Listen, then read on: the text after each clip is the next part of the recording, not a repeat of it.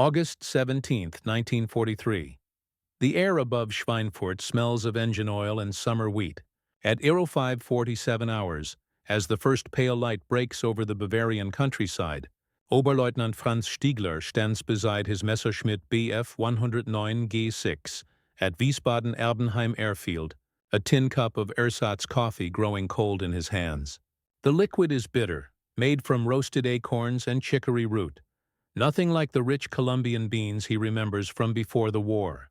Around him, mechanics in grease-stained coveralls perform final checks on the fighters, their breath visible in the morning chill despite the August date. Stigler watches the eastern horizon, where the sun is beginning to paint the clouds in shades of amber and rose. He does not know that in exactly 6 hours and 14 minutes, the sky above him will be transformed into a burning cathedral of metal and men, that the contrails he will chase through the stratosphere will mark the beginning of the end for the Luftwaffe's daylight supremacy over the Reich. For now, there is only the quiet hum of anticipation, the metallic click of ammunition belts being loaded into wing-mounted cannons, and the low rumble of laughter from the pilot's ready room behind him. Inside that ready room, the mood is almost festive. Young men, most barely old enough to grow proper mustaches, cluster around a map table smoking the last of their morning cigarettes. They are laughing at intelligence reports that have just come in from coastal observation posts. Another massive formation of American heavy bombers is assembling over England. The B-17s, die fliegenden Festungen, the flying fortresses. Hauptmann Klaus Mitusch, a veteran of the Eastern Front with 27 confirmed kills to his name, stubs out his cigarette in a brass ashtray stolen from a French cafe and shakes his head with theatrical disbelief. "They send these fat pigs across the channel like cattle to slaughter," he says, and several younger pilots laugh. They have heard the stories, read the after-action reports. The American heavy bombers are massive, slow, vulnerable to fighter attack, despite their bristling defensive armament. In the 17 months since the United States Army Air Forces began their strategic bombing campaign against German industrial targets, the Luftwaffe has developed a brutal calculus. Each B-17 that penetrates German airspace can be brought down with approximately 4 concentrated fighter passes, provided the attacks are coordinated and pressed home with sufficient aggression. The mathematics are simple, the younger pilots believe. The Americans have numbers, but the Luftwaffe has skill, experience, and the righteous fury of men defending their homeland.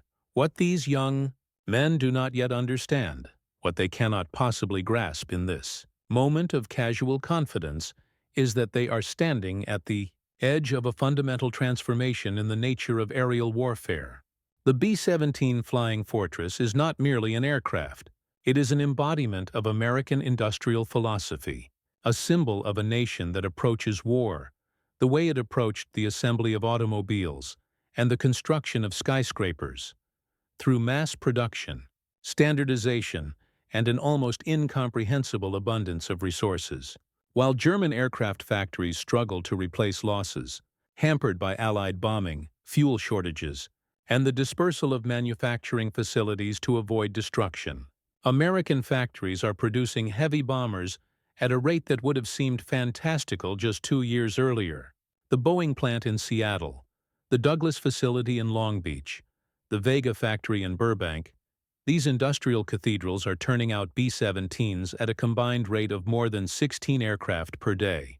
By the summer of 1943, the United States has already built over 8,000 of these 4-engine giants, and production is accelerating. But statistics alone do not capture what is coming. The true revolution is not in the number of bombers, but in the strategic doctrine that propels them across the North Sea and deep into the heart of the Third Reich. The Americans call it daylight precision bombing, and it represents a fundamental, philosophical divergence from the British night bombing campaign. While RAF Bomber Command strikes under cover of darkness, accepting reduced accuracy in exchange for decreased vulnerability, the United States Army Air Forces has committed itself to a doctrine that is simultaneously more ambitious and more brutal. Their bombers will fly in daylight, at altitudes exceeding 25,000 feet, in massive combat box formations designed to concentrate defensive firepower and overwhelm fighter opposition. Each B-17 carries 13 50 caliber machine guns, the waist guns, the ball turret, the top turret, the chin turret, the tail guns, creating interlocking fields of fire that can, in theory, shred any fighter that dares approach too close. And the Americans are willing to accept horrific losses to prove their doctrine correct, to demonstrate that strategic bombing in broad daylight can systematically dismantle an enemy's ability to wage war. The pilots at Wiesbaden-Erbenheim do not think in these grand strategic terms as they finish their coffee and their cigarettes. They think in immediate visceral categories: altitude advantage, ammunition capacity, fuel load, the angle of attack that will bring their cannon shells into the vulnerable belly of a bomber. They have shot down B-17s before. They have watched the big American planes absorb what should have been fatal damage, watched them fly on with engines trailing fire, with sections of wing missing, with half their tail shot away. But eventually, inevitably, most of them fall. The pilots have seen them spiral down trailing black smoke, have watched parachutes blossom like dandelion seeds in the stratosphere, have felt the savage satisfaction of a kill confirmed by gun camera footage. And so when the scramble order comes at 0712 hours, when the klaxons wail and the operations officer's voice crackles over the ready room speakers with word that a massive formation of American bombers has crossed the Dutch coast heading southeast, the pilots move with practiced efficiency but without genuine fear. They are hunters preparing for a hunt that has become almost routine. Franz Stigler climbs into his cockpit and goes through the pre-flight checklist with automatic precision. Master switch on, fuel mixture rich, propeller pitch set for takeoff. The Daimler-Benz DB605 engine catches with a roar that vibrates through the aircraft's frame, and the smell of high-octane aviation fuel floods the cockpit. Another reminder of Germany's increasingly desperate fuel situation, another luxury that is slowly being rationed away to nothing. But for now, there is enough fuel to fly, enough ammunition to kill, and Stigler taxis into position behind Mitusch's aircraft. The squadron takes off in pairs, 15 fighters climbing through thin morning clouds, banking west toward the Reich's industrial heartland. At 8,000 feet, Stigler can see the landscape of Germany spread below him like a detailed map. The silver thread of the main river, the dark patches of forest, the geometric precision of agricultural fields, the smoke rising from factory chimneys in Frankfurt. It is beautiful in a way that makes his chest ache. It is worth defending. It is worth dying for if necessary. The radio crackles. Fighter control is tracking the American formation. Estimated strength 300 heavy bombers, flying at 25,000 feet, escorted by Republic P-47 Thunderbolts that are approaching the limit of their combat radius. The P-47s will have to turn back soon, and when they do, the bombers will be naked before the German fighters. Stigler hears Mitusch's voice over the radio, calm and professional. All aircraft continue climbing. We will engage from above and ahead. Attack singly or in pairs. Aim for the engines and cockpit. Make every shot count. There is a chorus of acknowledgments, and the squadron continues its ascent into the cold brilliance of the upper atmosphere. At 28,000 feet, Stigler's oxygen mask hisses with each breath, and frost is forming on the inside of his canopy despite the pale sunlight. He wipes it away with a gloved hand and squints toward the western horizon. And then he sees them. At first they appear as nothing more than dark specks against the high clouds, but as the range closes, those specks resolve into something that makes Stigler's breath catch in his throat. A formation so vast, so geometrically precise, that it seems less like a collection of individual aircraft and more like a single living organism, a metallic swarm that extends across miles of sky. The combat boxes are stacked in layers, each box containing 18 to 21 bombers flying in a precisely calibrated formation that maximizes defensive firepower. The morning sun glints off hundreds of plexiglass turrets and polished aluminum fuselages. The contrails streaming behind each aircraft create a lattice of white vapor that stretches from horizon to horizon. It is, Stigler realizes with a cold shock of recognition, the most beautiful and terrible thing he has ever seen. The American gunners spot the German fighters first. From the waist gun position of a B-17 named Memphis Belle II, Technical Sergeant Robert J. O'Brien, a 21-year-old kid from Pittsburgh who worked in his father's steel mill before the war, watches the small dark shapes diving out of the sun and feels his stomach clench. This is his 9th mission over Germany. He has 3 more to complete before his tour is finished and he can go home. 3 more times he has to survive this. He thumbs the butterfly trigger of his .50 caliber machine gun and waits. The B-17 around him is shaking with turbulence and the vibration of 4 massive Wright R-1820 Cyclone engines, each producing 1,200 horsepower. The temperature inside the aircraft is 40 degrees below 0 Fahrenheit, cold enough that exposed skin will freeze to metal in seconds. O'Brien is wearing electrically heated gloves and boots, a sheepskin-lined flight suit, an oxygen mask that covers half his face. He can see his breath crystallizing in the thin air. Through his gun sight, the German fighters are growing larger, and now he can make out details: the yellow nose paint, the black crosses on the wings, the sudden brilliant wink of cannon fire. Franz Stigler presses the trigger, and his aircraft shudders as the twin MG-151-20 cannons in his nose mount fire a 3-second burst. The tracer rounds arc across the gap between hunter and prey, and he sees his shells walk across the wing of a B-17 in the lead element. Pieces of metal tear away. But the bomber does not fall. It does not even waver in its formation. Stigler breaks left to avoid the withering return fire from a dozen .50 caliber guns and dives below the formation, his heart hammering. He has just put 20mm cannon shells into that bomber's wing, shots that would have obliterated any single-engine fighter, and the American aircraft absorbed them like a battleship absorbing small arms fire. It is still flying. Its engines are still turning. Its guns are still firing. This is the moment when the mockery begins to curdle into something else. This is when the casual confidence of dawn starts its transformation into the desperate understanding of noon. The battle that unfolds over the next 45 minutes is unlike anything the Luftwaffe pilots have experienced before.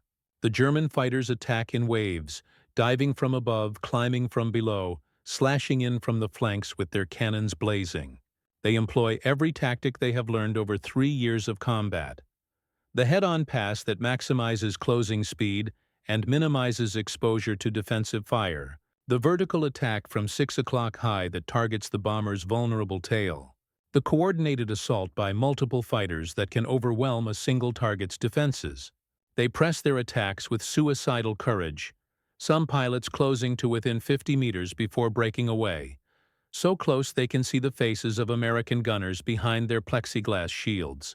The sky becomes a 3-dimensional battlefield of tracer fire and smoke trails, of bombers falling and fighters exploding, of parachutes and debris tumbling through the stratosphere. But the Americans do not break. The formations do not dissolve. When a B-17 takes fatal damage and falls out of position, the remaining bombers close up the gap, maintaining the combat box integrity that is their only defense.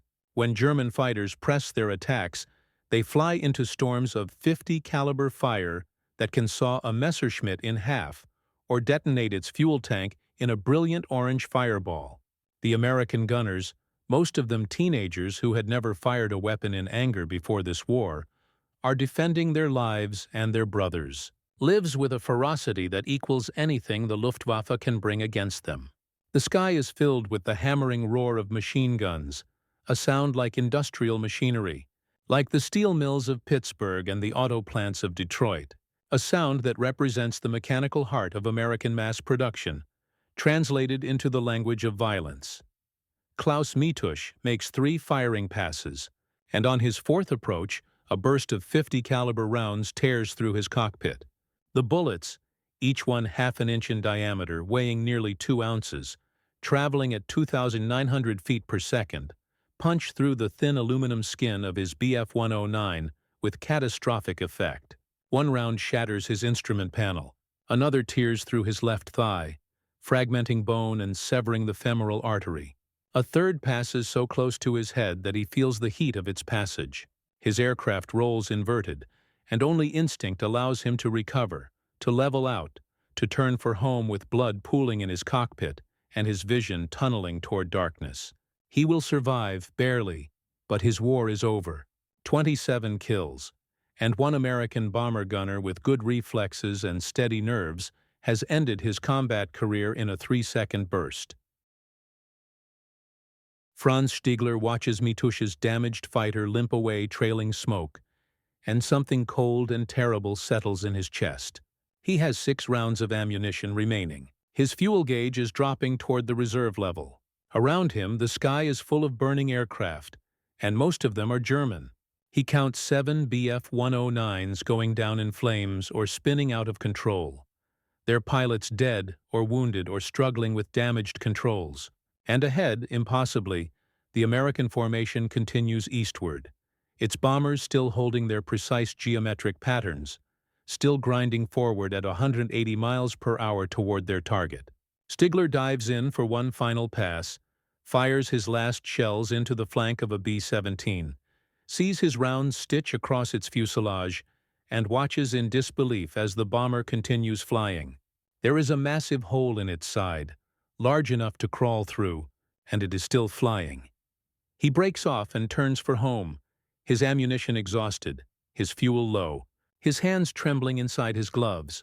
At 11:48 hours, the lead bombardier of the 91st Bomb Group, First Lieutenant James H. Thompson, a 23-year-old former mathematics teacher from Iowa, peers through his Norden bomb sight at the target below.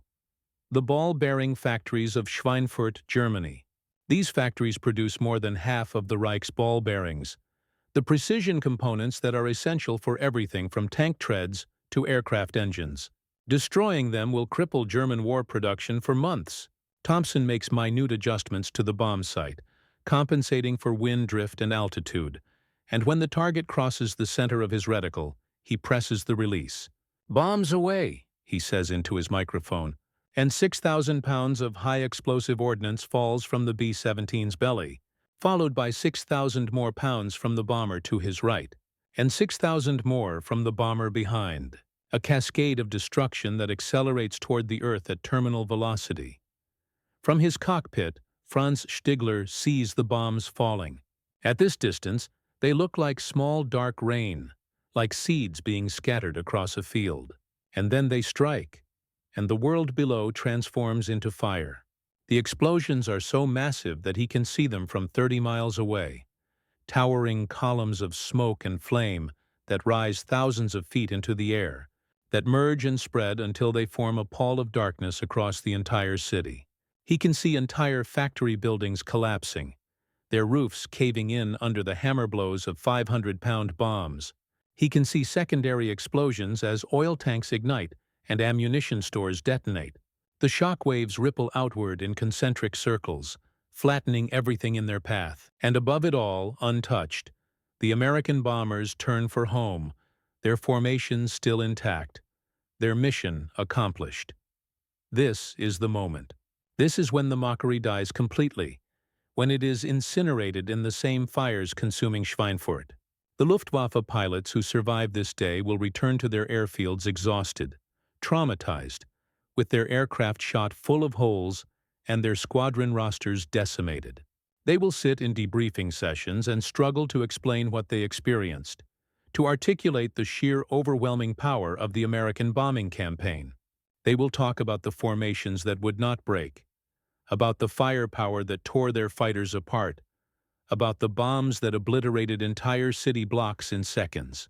And their commanders will listen with expressions of deepening concern, because the mathematics of the battle are brutal and undeniable. The Luftwaffe destroyed 36 American bombers on this day, a significant tactical victory by any conventional measure. But the Americans will replace those losses within 72 hours. The 16 German fighters that did not return cannot be replaced nearly so quickly. The experienced pilots who died in those fighters cannot be replaced at all.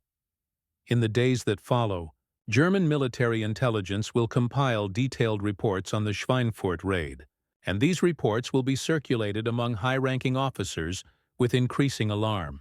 The analysts note that the American formation consisted of 230 B-17s that actually reached the target, and these bombers delivered more than 700 tons of high explosives with unprecedented accuracy. The damage assessment photographs taken by reconnaissance aircraft show that 3 of the 5 main ball-bearing factories have been destroyed, with 2 others severely damaged. German ball-bearing production has been reduced by approximately 40% in a single afternoon. The Speer Ministry, responsible for armaments production, estimates that it will take at least 6 months to restore full manufacturing capacity, and during that period, tank and aircraft production will be significantly constrained. The human cost is equally severe. 592 German factory workers and civilians killed, more than 1,000 wounded, and entire neighborhoods reduced to rubble. But the intelligence reports also note something else, something that haunts the German command structure like a specter. The Americans lost 36 bombers, and they came back. 2 weeks later, they came back again. On October 14, 1943, the 8th Air Force launched another maximum effort strike against Schweinfurt, dispatching 291 B-17s in a repeat of the August raid. The Luftwaffe threw everything it had against this second assault. Every available fighter, every experienced pilot, employing tactics refined through bitter experience. And this time, they achieved a stunning tactical victory, shooting down 60 American bombers and damaging 138 more. Losses so severe that the raid became known as Black Thursday among American air crews. Losses so catastrophic that the 8th Air Force temporarily suspended deep penetration missions until long-range escort fighters became available.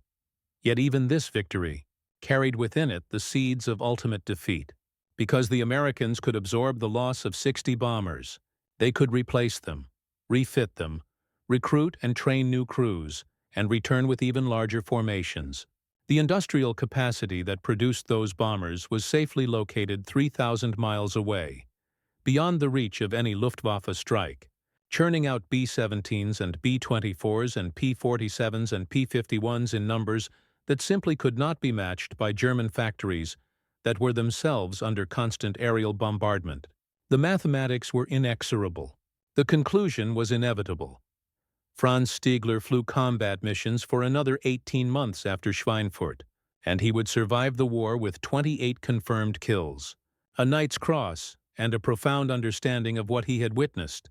In the decades after the war, he would occasionally speak about his experiences, and his words carried none of the bravado, none of the martial pride that characterized so many Luftwaffe memoirs. Instead, he spoke of the American bomber formations with something approaching awe, the way one might speak of a natural force, a hurricane or an earthquake, something too vast and powerful to be resisted by individual courage or skill. We were fighting against a country that could afford to lose 60 bombers in a single day and come back stronger 2 weeks later, he said in an interview conducted in 1986. We were fighting against factories that worked 24 hours a day, 7 days a week, producing aircraft faster than we could shoot them down. We were fighting against crews who knew they had a 30% chance of being killed, but who climbed into those bombers anyway because they believed in what they were doing. How do you win a war against that? The B-17 Flying Fortress became, in the minds of German pilots, a symbol of something far larger than a single aircraft design. It represented American industrial might, yes, but also a philosophical approach to warfare that was fundamentally alien to the German military tradition, where the Wehrmacht prized individual heroism, tactical brilliance, and the decisive breakthrough. The Americans applied the principles of mass production and overwhelming force, where German doctrine emphasized quality over quantity, the superior fighter, the elite pilot, the perfectly executed maneuver. American doctrine emphasized quantity that eventually achieved its own quality, formations so large and so well coordinated that they could overwhelm any defense through sheer cumulative firepower. It was the difference between a craftsman building a single perfect sword and a factory producing 10,000 adequate rifles. Both philosophies had their place in history, But in the context of total industrial warfare in the mid-20th century, the American approach proved devastatingly effective. Consider what each B-17 represented in material terms, in the resources required to build it. A single flying fortress contained approximately 15,000 individual parts, fabricated from 36,000 pounds of aluminum alloy, 12,000 pounds of steel, and countless other materials: copper for electrical wiring, rubber for tires and seals, plexiglass for turrets and windows, fabric for control surfaces. Building one required approximately 20,000 man-hours of labor, involving workers in dozens of specialized trades: riveters and welders, electricians and hydraulic specialists, instrument makers and upholsterers. The four Wright Cyclone engines alone represented a triumph of precision engineering, each one containing thousands of machined parts, manufactured to tolerances measured in thousandths of an inch. Every B-17 that fell over Germany represented this enormous investment of resources and labor, and every single one could be replaced. The factories could always build more. The training schools could always produce more crews. The supply chain could always deliver more bombs, more fuel, more ammunition. Germany had no equivalent capacity. By late 1943, German aircraft production was hampered by constant Allied bombing, by shortages of raw materials, by the dispersal of manufacturing facilities to protect them from air attack, a defensive measure that inadvertently reduced efficiency and output. The Luftwaffe was consuming pilots faster than the training pipeline could replace them, forcing the acceptance of inadequately trained replacements who died in their first or second combat missions. Fuel shortages meant that even experienced pilots could not maintain their proficiency through regular training flights. The quality of aviation gasoline declined as Romanian oil fields were bombed and synthetic fuel plants struggled to meet demand. By 1944, some Luftwaffe units were grounding their fighters simply because there was no fuel to fly them. While overhead, American bomber streams passed by unopposed, each bomber burning 100 gallons of high-octane fuel per hour, their supply seemingly inexhaustible. The psychological impact on German pilots was profound and corrosive. Men who had entered the war confident in their superiority, in the quality of their training, the performance of their aircraft, the righteousness of their cause, gradually came to understand that they were fighting a losing battle against an enemy whose resources were effectively infinite. The American formations kept coming, day after day, week after week, month after month. The bombers fell from the sky in flames. Their crews died, but the formations kept coming. German pilots developed a grim, fatalistic humor about it. They called the B-17s the rent payment, because attacking them was obligatory, but usually cost more than it yielded. They called the bomber streams the production line, because they seemed as endless and impersonal as factory assembly lines. Some pilots began to see the bombers not as enemy aircraft, but as manifestations of American industrial ideology, physical embodiments of mass production and material abundance, flying symbols of a society so wealthy that it could afford to throw away 64 engine bombers in a single day and consider it an acceptable cost of doing business. And there was truth in this perception. The United States was a nation that had spent the 1930s perfecting the techniques of mass production, that had built its economic boom on the assembly line principles pioneered by Henry Ford, that had learned to standardize components and processes to achieve efficiencies that seemed impossible by European standards. When this industrial culture turned its attention to war production, the results were staggering. In 1943 alone, American factories produced more than 85,000 aircraft of all types: bombers, fighters, transports, trainers, a number that exceeded the entire Luftwaffe inventory by a factor of 5. The production rate was accelerating. By 1944, American aircraft factories would deliver nearly 100,000 planes. These were not artisanal creations built by craftsmen in small workshops. They were mass-produced machines, built by workers who had never built an airplane before, assembled in factories that had been producing automobiles or refrigerators just 2 years earlier, turned out with the same efficiency and standardization that had created America's consumer culture. Every B-17 that appeared over Germany carried with it an implicit message, though few articulated it in these terms at the time. The message was about abundance versus scarcity, about societies that could afford to expend vast resources on single strategic objectives versus societies that had to husband every resource carefully. It was about economic systems that could mobilize millions of workers in war industries while simultaneously maintaining civilian living standards versus systems that demanded total sacrifice and increasing privation from their populations.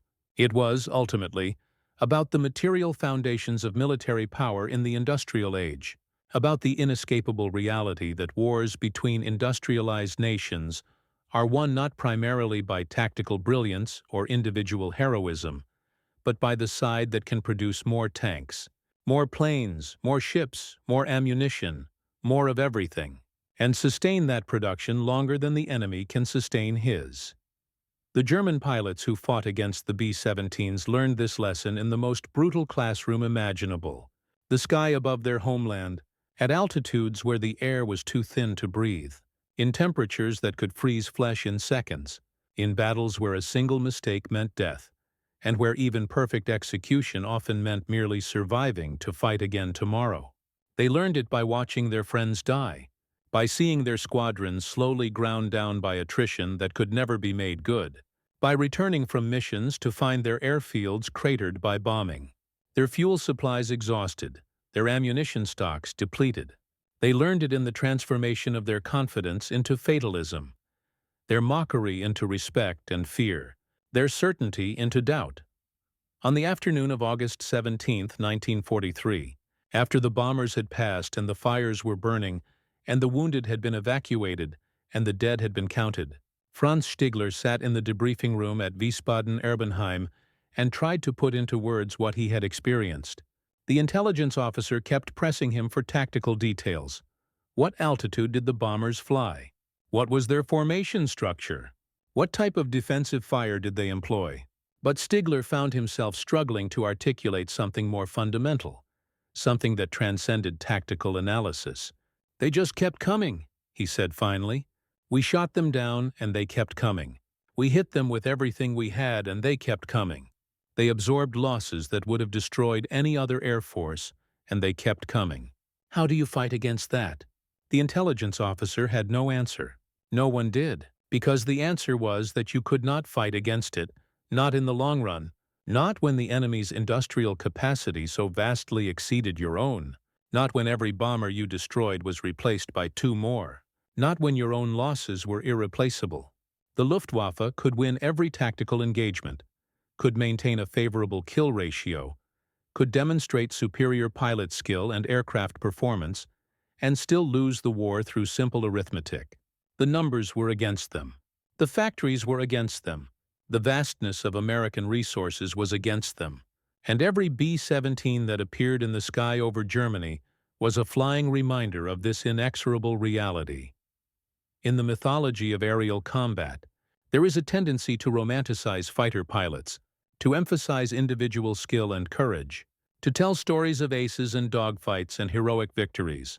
The bomber crews receive less attention, perhaps because their role seems less glamorous, more industrial, more like factory workers operating machinery than like warriors engaged in single combat. But this is a fundamental misunderstanding of what the bomber offensive represented. The men who flew B-17s into German airspace, 10 crew members per aircraft, each one a volunteer, each one aware that their statistical chance of surviving a full tour of 25 missions was less than 1 in 4. These men were engaged in one of the most dangerous military occupations in history. They climbed into their aircraft knowing that they would spend 8 to 10 hours in a freezing, unpressurized fuselage, most of that time over enemy territory, subjected to fighter attacks and anti-aircraft fire, with no ability to maneuver, no way to hide, no choice but to maintain formation and fly straight and level through whatever the enemy threw at them. Their courage was not the courage of the aggressive fighter pilot seeking combat, but the courage of men who endured horror passively, who absorbed punishment, who watched their friends die and kept flying the mission. And this passive courage, this industrial courage, proved more strategically decisive than all the individual heroism of fighter aces, because the bomber crews kept coming back. After Black Thursday, when the 8th Air Force suspended deep penetration missions and the Luftwaffe briefly celebrated a defensive victory, the Americans did not quit. They did not abandon their strategic bombing doctrine. Instead, they solved the problem that had made such missions prohibitively costly: the lack of long-range fighter escort. By early 1944, North American P-51 Mustangs equipped with external drop tanks were ranging across Germany, providing continuous escort from England to any target in the Reich and back again. And when the escort fighters arrived, the balance of the air war shifted decisively and permanently. The Luftwaffe, already weakened by attrition and fuel shortages, found itself fighting a two-front battle against the bombers and against the escorts that it simply could not win. By the summer of 1944, the 8th Air Force had achieved air superiority over Germany itself, and bomber formations flew with near impunity, destroying factories, refineries, rail yards, and airfields with systematic thoroughness. The destruction of German industrial capacity through strategic bombing remains controversial among historians. Some argue that the campaign was less effective than its proponents claimed, that German war production actually increased through 1944 despite heavy bombing, that the resources devoted to the bomber offensive could have been better used elsewhere. Others counter that the bombing forced Germany to divert enormous resources to air defense: fighters, anti-aircraft guns, radar systems, personnel, that could not be used on other fronts, that the campaign crippled transportation networks and fuel production, that it destroyed the Luftwaffe as an effective fighting force through attrition of irreplaceable pilots. These debates will continue, informed by documentary evidence and statistical analysis, by moral considerations and counterfactual speculation. But what is not debatable is the psychological and symbolic impact of the bomber offensive on both sides. For the Germans, the appearance of American bombers over their cities in broad daylight represented the visible failure of the regime's promises, the tangible demonstration that the vaunted Luftwaffe could not protect the homeland, that the war which had been fought on distant fronts was now coming home with terrible vengeance. The bombers became symbols of impending defeat, harbingers of the apocalypse that would eventually consume the Third Reich. And for the Americans, the B-17s represented the projection of national power across oceans and continents, the ability to strike at an enemy's industrial heart from bases thousands of miles away, the triumph of mass production and technological sophistication, the material manifestation of the claim that America could outbuild, outproduce, and ultimately outlast any adversary. Franz Stigler never flew the same way after Schweinfurt. The confidence of dawn never fully returned. He continued to fight, continued to defend the skies over Germany with skill and courage, but always with the understanding that he was engaged in a hopeless struggle, that every mission brought the end closer, that the bombers would keep coming until there was nothing left to defend. In December 1943, he encountered a badly damaged B-17 limping home alone, its tail gun destroyed, its crew wounded, flying so low and so slowly that it would have been an easy kill.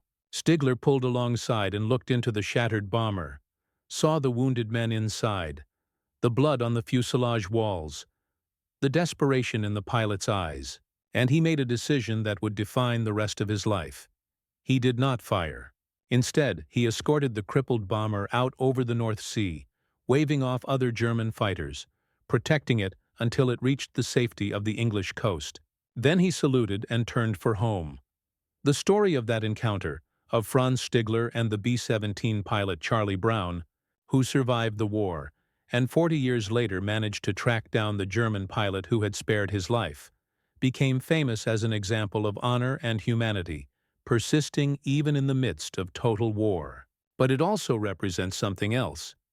The moment when a German fighter pilot, who had begun the war mocking the American bombers as easy targets, recognized in the damaged B-17 and its wounded crew a reflection of his own humanity, a shared experience of suffering and courage that transcended national allegiances. He had learned through bitter experience that the Americans were not the soft, decadent enemies that propaganda had described. They were men like himself, fighting and dying for causes they believed in, displaying courage that equaled anything the Luftwaffe could demonstrate. And the aircraft they flew, those much-mocked flying fortresses, were not fat pigs sent to slaughter, but formidable weapons wielded by determined men backed by the industrial might of a continent. The skies over Germany burned for another 16 months after Schweinfurt, consumed by fires that were literal and metaphorical, by the flames of burning bombers and the flames of burning cities, by the incandescent fury of a war that had escalated beyond all rational bounds into a mutual orgy of destruction.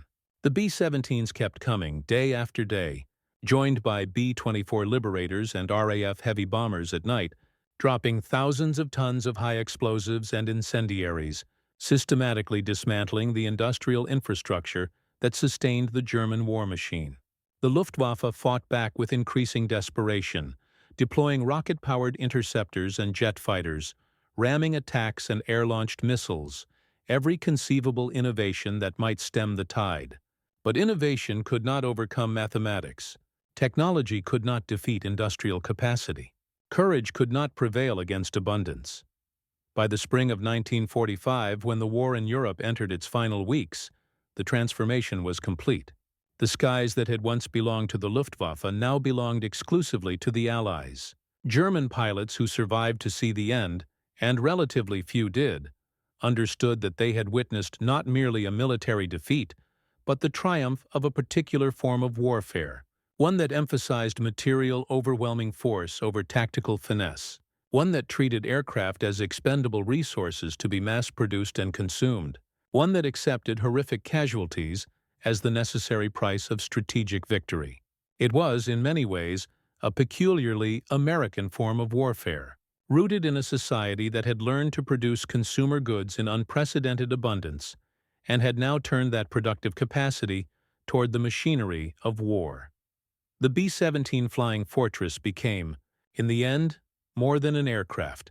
It became an icon of American power in the same way that the Sherman tank and the Liberty ship and the atomic bomb became icons, symbols of a nation that approached war as an industrial problem, to be solved through application of resources, engineering, and mass production. The German pilots who had mocked these bombers at dawn on August 17, 1943, who had laughed at intelligence reports and expressed contempt for American combat capabilities, learned by noon that they were not facing merely another enemy air force, but the manifestation of an entirely different approach to war, one that their own nation could not match or counter. The skies caught fire that day, and the flames consumed not just aircraft and men, but the illusions and certainties that had sustained the Luftwaffe through the early years of the war. In the decades after 1945, when veterans of both sides occasionally met at reunions and commemorations, there was often a mutual recognition, an understanding that they had participated in something larger than their individual experiences, that the air war over Europe had represented a historical pivot point, a demonstration of how wars would be fought in the industrial age. The German pilots spoke with respect, sometimes with affection, about their American adversaries and the machines they flew. They told stories not of easy victories, but of desperate battles against overwhelming odds, of bomber formations that would not break, of gunners whose marksmanship killed experienced aces, of aircraft that absorbed impossible damage and still made it home. And in these stories, the mockery was entirely absent, replaced by a somber appreciation for courage and endurance, by recognition that the men who flew those B-17s had earned their place in the history of aerial warfare, through blood and sacrifice. The symbolic object that recurs through the narrative of the bomber offensive is not a weapon or a technological marvel, but something simpler and more profound. The aluminum skin of the B-17 itself, that silvery material stamped out in American factories, and riveted together by workers who had never seen combat. That metal that caught the sun at 25,000 feet and threw it back in brilliant flashes visible for miles. that skin that represented the abundance of American industrial capacity, the ability to extract bauxite from the earth and transform it through electrical smelting into pure aluminum and then shape that aluminum into aircraft wings and fuselages and send those aircraft across the Atlantic by the thousands. Every time a German pilot saw that silver glint in the sky, he was seeing not just an enemy bomber but an entire industrial civilization, a society wealthy enough and productive enough to throw away these massive machines in pursuit of strategic objectives, to build them faster than they could be destroyed, to maintain a technological and material superiority that made ultimate victory mathematically certain. The epilogue of the story belongs not to generals or politicians, but to the men who flew and fought in those burning skies. Franz Stigler, who survived the war and emigrated to Canada, would occasionally visit air museums where B-17s were on display, and he would stand before these restored aircraft with an expression that observers found difficult to read. Part respect, part sorrow, part something else that perhaps had no name.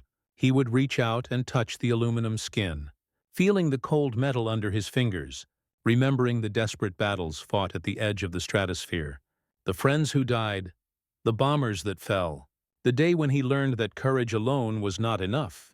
That skill alone could not prevail against the industrial might that these aircraft represented.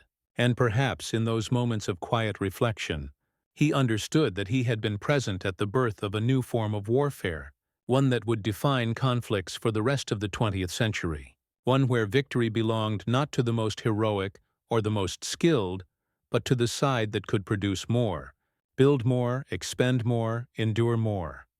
The American bomber crews, those who survived their tours and returned home, carried their own understanding of what they had accomplished. They knew that they had participated in one of the most dangerous military operations in history, that they had flown into the teeth of determined opposition, that they had watched friends die in fire and violence, that they had endured cold and fear and the constant proximity of death. Many of them did not speak much about their experiences after the war, preferring to leave those memories in the past, to build lives and families and careers unconnected to the nightmare of the bomber offensive. But they knew, even if they rarely said it aloud, that they had been part of something significant, that their courage and their sacrifice had contributed to the defeat of a monstrous regime, that the bombers they flew, those much maligned, heavily armored, bristling with guns, nearly indestructible flying fortresses, had been instrumental in winning the war. The truth that emerges from the burning skies over Schweinfurt is not a simple truth about technological superiority or strategic doctrine. It is a more complex truth about the nature of modern warfare, about the relationship between industrial capacity and military power, about the ways that societies organize their resources and populations in pursuit of victory. The B-17s that flew through the firestorm of German fighter attacks and anti-aircraft fire were not just aircraft. They were symbols of American abundance, of a society so wealthy and productive that it could afford to expend enormous resources on single strategic objectives, to accept catastrophic losses and replace them within days, to apply industrial principles of mass production to the machinery of war, and thereby achieve victories that would have been impossible through conventional military means. The German pilots who mocked these bombers at dawn did not understand this. By noon, when the skies were on fire and the bombers were dropping their ordnance on Schweinfurt, and the Luftwaffe was bleeding from losses it could not replace, the understanding came, terrible, complete, and irrefutable. And in that understanding lay the beginning of the end, the recognition that this was a war Germany could not win, that the mathematics of industrial production could not be overcome by tactical skill or operational excellence, that the future belonged to nations that could build faster, produce more, and sustain their efforts longer than any adversary could match. The bomber offensive did not win the war alone. That victory required millions of soldiers fighting on multiple fronts, required naval campaigns and intelligence operations, and diplomatic efforts and the ultimate sacrifice of Soviet armies that bore the heaviest casualties. But the offensive demonstrated with brutal clarity what American power meant in the industrial age. what could be accomplished when vast resources were mobilized and directed toward strategic objectives, what it meant to fight not just with courage and skill, but with abundance. The skies that caught fire over Germany in the summer and fall of 1943 were the skies of a dying order, a world where individual heroism and tactical brilliance still mattered but could no longer determine the outcome of wars between industrial nations. The B-17s flying through those burning skies were harbingers of a future where victory would belong to societies that could mass-produce not just aircraft, but entire military-industrial complexes, where strategic bombing and nuclear weapons and intercontinental missiles would make obsolete the kind of warfare that had characterized human conflict for millennia. The German pilots who watched those bombers pass overhead, who fought against them with everything they had, who saw their friends die and their homeland burn, were witnessing the birth of this new era. And the mockery with which they greeted the dawn on August 17, 1943, was consumed by the fires of noon, reduced to ashes that scattered on the wind like the ashes of so many other certainties that did not survive the war. What remains, decades later, is the memory of courage on both sides, of men who fought and died in the cold skies above Europe, of aircraft that have become legends, of battles that tested the limits of human endurance and technological capability. The B-17 Flying Fortress stands in museums now, preserved and restored, its aluminum skin polished to a brilliant shine, its guns silent, its bomb bays empty. Visitors walk beneath its wings and peer into its cramped interior, trying to imagine what it was like to fly this machine into combat, to endure the cold and the fear and the violence. And perhaps some of them understand, in that moment of imagination, what these aircraft represented. Not just weapons of war, but manifestations of a particular kind of power. The power of abundance translated into military might. The power of a society that could build faster than its enemies could destroy. The power that ultimately prevailed not through superior courage or tactical brilliance, but through sheer overwhelming material superiority. That is the truth that emerged from the burning skies.